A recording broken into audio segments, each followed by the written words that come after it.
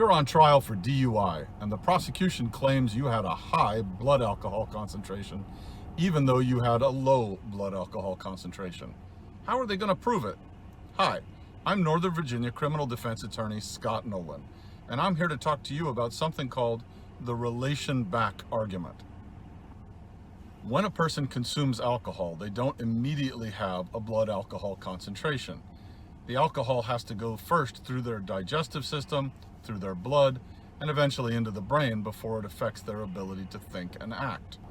In the same way, when you eliminate the alcohol from your body, either through sweat or breath or urine, it takes some time as well. And that means that you start with a higher blood alcohol concentration, and as you begin to eliminate it, you slowly move to a lower blood alcohol concentration.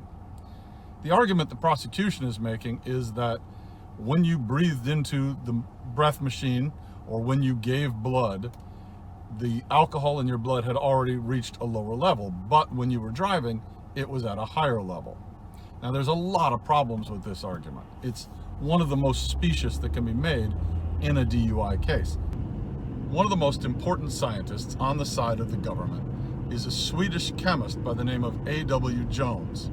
And Jones essentially created the relation back argument. However, he stated that it could not be used to establish a prior breath alcohol or blood alcohol concentration. There's simply too many variables in the human body. But the most important variable isn't the human body. The most important variable is that the prosecution can almost certainly not establish that you were in the elimination phase. There's the absorption phase, when your body is absorbing alcohol, and then there's the elimination phase, when your body is getting rid of alcohol. In fact, you probably weren't in the elimination phase because it takes some time to get there. Once you stop drinking, your BAC continues to go up. Most people have a drink, get in the car, and go. And if the police officer stopped you within the first, depends on you, but roughly an hour after your last drink, then you were almost certainly in the absorption phase, going up, not in the elimination phase, going down.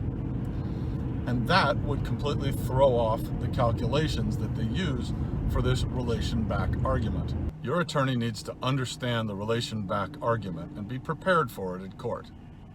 If you have any questions about the relation back argument or any other area of the law, please feel free to call me. I'd be happy to talk to you. And you have a great day.